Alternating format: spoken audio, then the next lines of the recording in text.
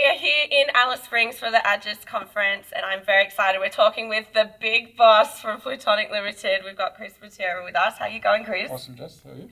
I'm very good. I was just having a giggle about how awesome your shirt is. How did this start? Oh, thank you. Well, as a lot of people sort of now know, I don't really conform to normal dress standards. So when I go bush, I generally wear exactly what I'm wearing now. Yep. And of course, when it's time to meet the station managers and stuff, they seem to think I'm just a fieldy, which is good. I like playing that role, yeah, up the back, but sometimes I need to know who the boss is. So we just made it nice and clear this time. The big boss. And as I said, my chairman, Headley Widdett, may not appreciate it too much because sometimes he thinks he's the big boss. We're neither each other's boss, but we like to play games sometimes. No, I love that. That is so brilliant. So yeah, tell me more about Plutonic Limited. So you've got the Champion project here in the Territory. Yeah, we've got the Champion project in the Northern Territory. Yep. It's west of Boulia in Queensland. Yep. So we're south of Tobermory Station Roadhouse, which is right on the border of Queensland Northern Territory, about 100 kilometres south, right up against the border. And we've got 6,500 square kilometres, so it is a truly big project. Awesome. In the Simpson Desert. Yep. And we're lucky to have stumbled upon some very large-scale mineral systems, huge quartz veins that are kilometres and kilometres long, up to 20, 30, 40 metres wide with beautiful epithermal textures. Yep. And certainly some geochemical anomalism that's not, we don't have anything super high, but we've certainly got, golds and coppers and silvers that show that the system is fertile. Yep. And we're aware that the project here has been sitting under big oceans and inland seas for hundreds of millions of years, so there's a lot of surface leaching going on, so we're not too worried about the geochem, but geochemically, geophysically and structurally, we seem to be in a really interesting spot.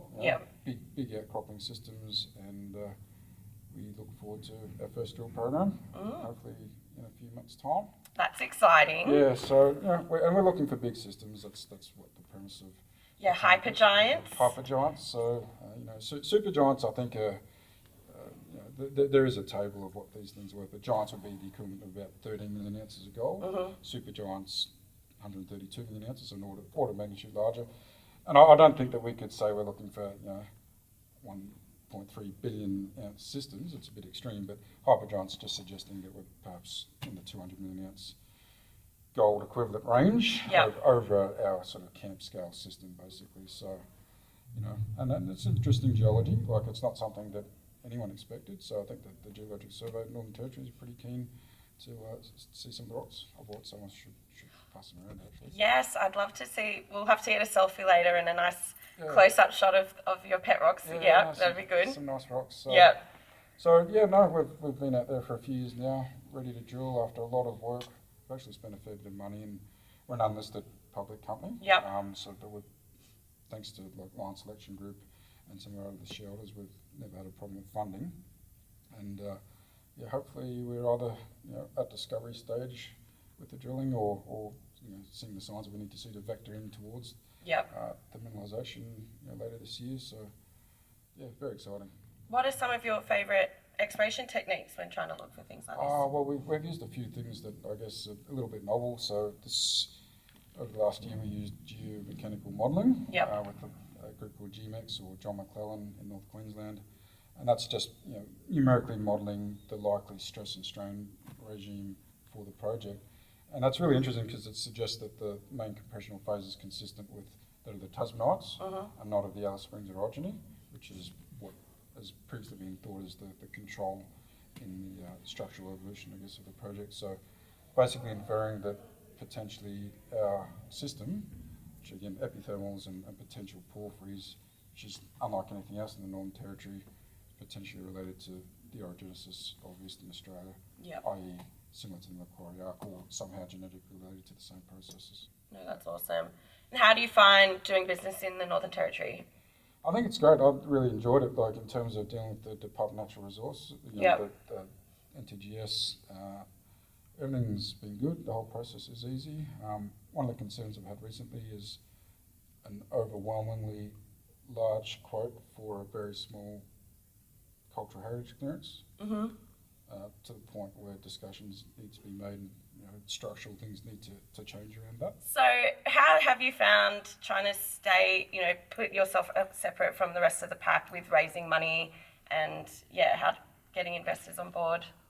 More than anything, people being intimate with what Plutonic's doing, if we are successful in the next 12 to 18 months, could be a beacon for the next generation of explorers that want to follow our path, which is one that's based on good geoscience, the lack of dogmatic sort of approaches to exploration, being diverse, being yourselves, understanding and managing the right type of risk.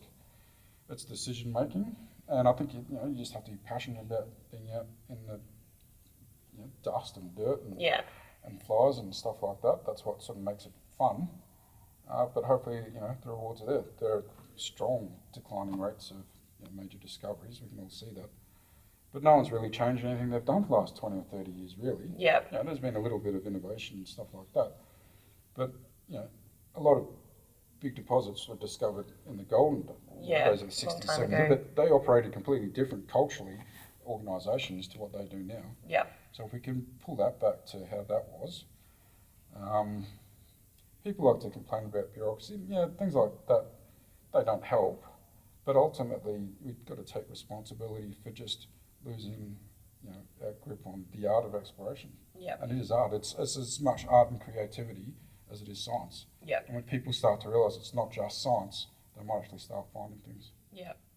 Well, here's hoping that you get some very good results in the next few months with your hypergiant. And I cannot wait for updates. So Thank you for chatting to me. Well, thank you very much. Really appreciate it.